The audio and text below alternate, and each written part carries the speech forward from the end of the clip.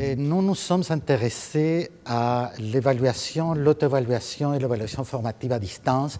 Et je vais vous présenter un projet qui est en marche. La compétence et la capacité à résoudre des problèmes ambigus, des problèmes complexes, des problèmes ambigus, des problèmes qui ne sont pas bien définis, à tolérer l'incertitude, à prendre des décisions, même si on n'est pas en possession de tous les éléments ou de toutes les informations nécessaires. Et c'est pour ça que la véritable compétence se manifeste dans des situations qui ne nous sont pas habituelles. La compétence, c'est d'être capable de démontrer la flexibilité cognitive et tout ce qui tourne autour de la flexibilité cognitive pour pouvoir adapter nos connaissances à des situations qui ne nous sont pas habituelles. Ce qui m'intéresse, c'est comment peut-on l'évaluer. Et on ne peut pas, avec un seul instrument, tout évaluer, et surtout tous les contenus, toutes les interactions. Mais on peut penser qu'il y a deux éléments qui contrôlent toutes les interactions et tout le fonctionnement. Le raisonnement clinique et le jugement critique. Et ce qui m'intéresse personnellement dans ma recherche, dans ce que nous sommes en train de faire, c'est tout ce qui tourne autour du raisonnement. Les scripts sont des structures cognitives adaptées pour accomplir des tâches cliniques de façon efficace pour la résolution des problèmes et pour la prise de décision. Ce qui est fondamental dans le système, c'est qu'il n'y a pas une seule réponse correcte.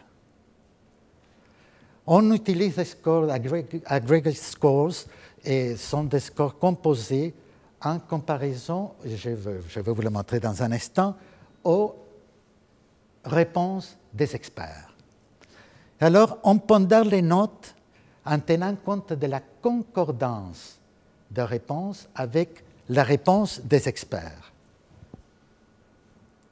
Et alors, on compare le réseau cognitif des participants avec le réseau cognitif des experts. Alors, c'est un modèle à distance de formation professionnelle et continue centré sur le raisonnement clinique. Alors, il y a des stratégies d'apprentissage basées sur des défis cliniques développés pour stimuler le raisonnement clinique et la pensée critique en vue de la prise de décision. Les buts des programmes académiques sont deux. Il y a une dimension cognitive, que c'est stimulation de la pensée critique et la réflexion dans l'action, et une dimension didactique.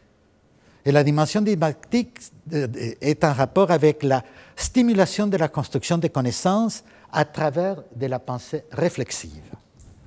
Et vous allez voir comment ça se passe en pratique. Comment on a bâti les programmes?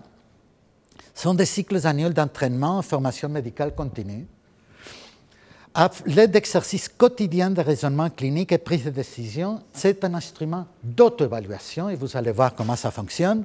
En même temps, en même temps, il sert au renforcement des habiletés réflexives des professionnels. Et on donne la rétroaction immédiate.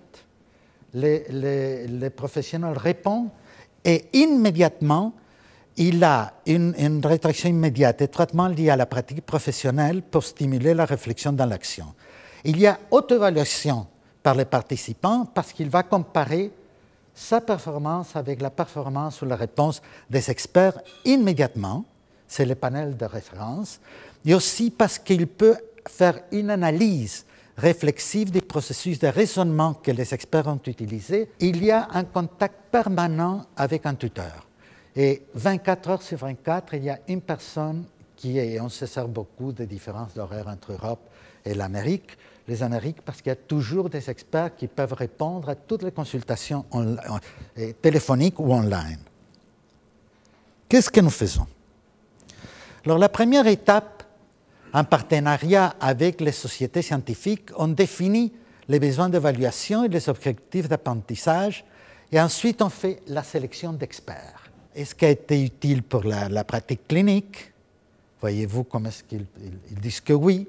Est-ce que, et ça les encourage à élargir la réflexion sur leur pratique, c'est 80% de satisfaction ou plus, 90%, et leur permet évidemment d'avoir des points de formation continue, c'est vrai, parce qu'elle fait partie de leur certification.